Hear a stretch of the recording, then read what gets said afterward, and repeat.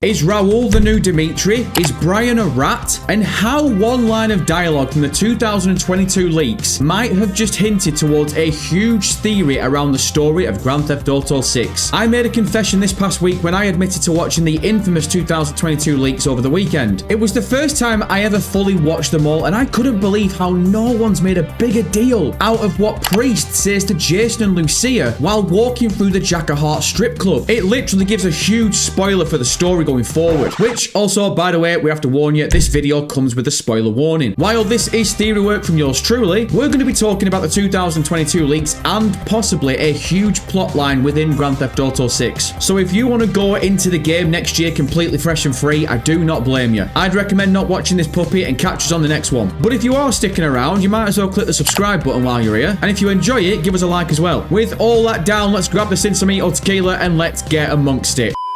Right then, boss man, I checked out that contraband over the weekend. I found Dodgy Mike on the corner selling that hard shit, and I got a copy of those leaks on floppy.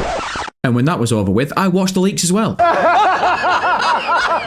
So when Priest's walking J-Dog and Lucia through the titty club, why did no one tell me he said this? The dude whose crib you're staying at, Booby, he's upstairs. Remember how I said I wanted to get into the music game? Booby and I partnered up. He put the bread up for the studio and I got the artists. And it doesn't take a genius to figure out who's who in all of this. Booby is obviously Titty Mike. The guy who's talking is obviously Dre, aka Draquan Priest. And the artists are the Real Dimez. But it's that first line that caught my ear. The dude whose crib you are staying at. So in 2022, Priest says Jason and Lucia are stopping at Titty Mike's gaff, and no one thought to mention it to me. All the streams, all the videos, none of you. Look, I'm not angry.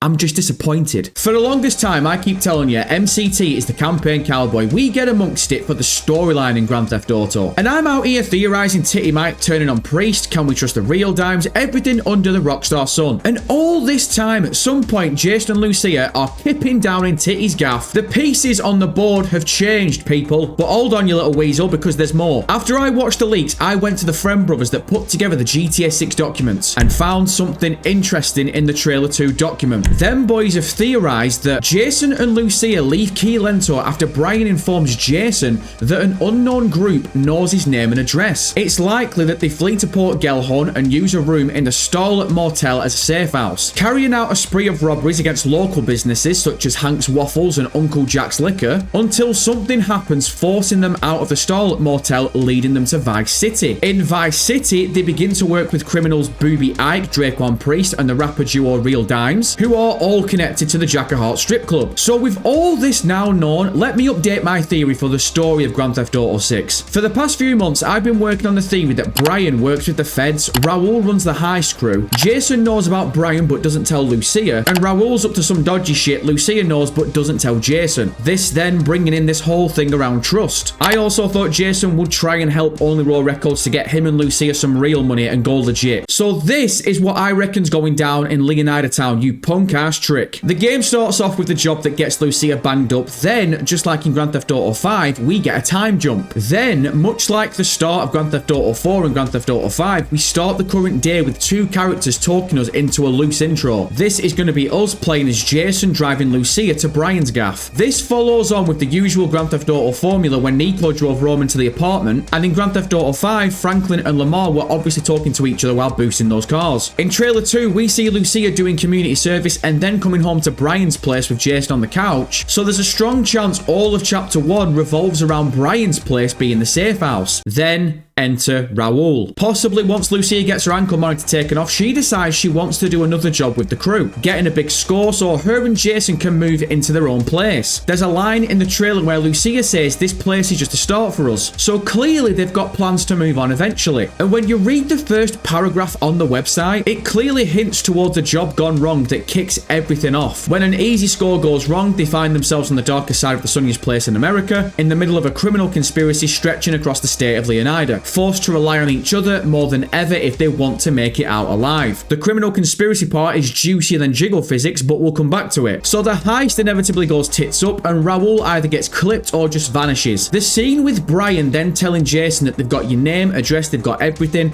might suggest that Brian's saying to Jason, look chief, I literally can't help you. You're gonna have to go on the lam for a bit. So this is when Jason and Lucia dog walk it up to Port Gellhorn. While there, they do a few jobs of their own. That leans into Jason in the trailer saying, if we're gonna do this, we're doing it right, hinting towards it's not gonna be a botch job like the last one was with Raul. And there's a scene in trailer 2 as well where Jason and Lucia are being shot at, so maybe they've been found by the corrupt cop. The questions then start to pile up. How do they keep finding us? Who knew where we were? So then they shitbird it to Vice City where they stop at Booby Ike's place. This is where Jason can start focusing on helping Priest with the only war records and the Real Dimez. Meanwhile, Titty Mike starts getting jealous and possibly turns into a shitheel. All of this eventually culminating into 3 scenarios. Titty Mike turns into the villain I've called from day one. Raul returns and blackmails us all into one final job. Similar to how Dimitri basically disappears in Grand Theft Auto 5 until the very end. Just realized I said 5 instead of 4, son of a bitch. And possibly Brian was the one all along that ratted us out. This brings us to the criminal conspiracy part of that opening bio on the website. Since we got this website in these character bios, I made a prediction that Brian's been working with the corrupt cop in Leonida for years. This is how he's been able to do it for so long without getting caught. We keep getting a vibe of some father-son relationship between Brian and Jason, so Jason